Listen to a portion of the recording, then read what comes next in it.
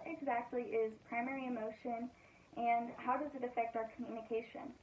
Primary emotion is defined in our book on the top of page 264 in chapter 8 as particular emotions that are distinct emotional experiences as opposed to a combination of emotions. Our book also gives us a really helpful analogy to understand the differences between primary and secondary emotion. Primary emotion is to secondary emotion as primary colors are to secondary colors. Like emotion, primary colors cannot be created from anything but themselves. Also like emotion, primary colors must be mixed in order to create secondary colors. As a painter, this analogy really helped me realize why primary emotion can't be mixed while secondary colors are needed to be mixed in order to be made. Primary emotion is typically an initial reaction and can be communicated across cultures. While primary emotions can be communicated across cultures, some cultures have varying ideas on which emotions are considered primary emotions. The primary emotions given in the book, which we will be discussing today, are proposed by Paul Ekman.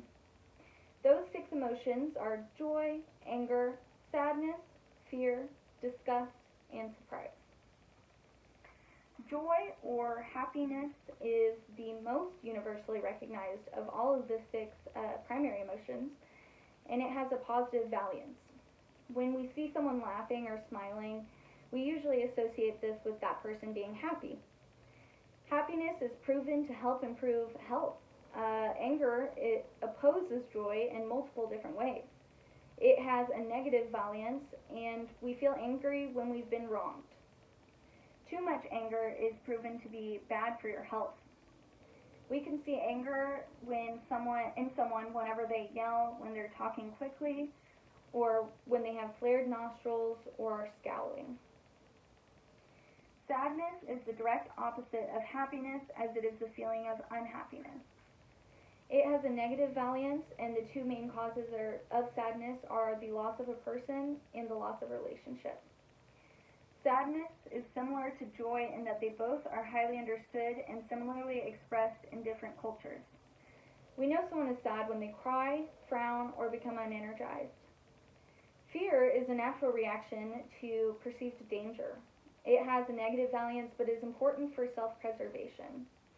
Fear keeps us safe from harm, and it is more difficult to see fear in other people than ourselves.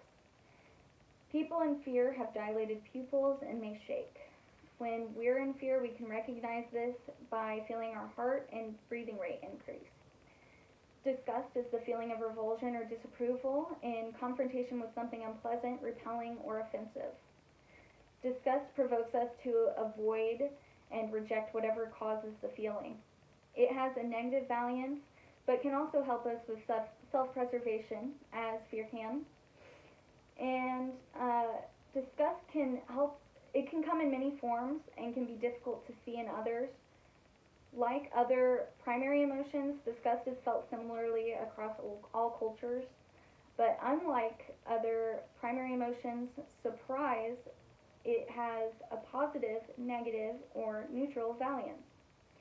Some indicators of somebody being in surprise would include a widening eyes, raised eyebrows, or a dropped jaw. In conclusion, primary emotions are particular emotions that are distinct emotional experiences which produce similar responses and feelings across cultures. Primary emotions are the 6 core emotions that can be mixed to create secondary emotions. Primary emotions cannot be created from anything other than themselves. Primary emotions include joy, anger, sadness, fear, disgust, and surprise. These emotions help us understand nonverbal communication much better.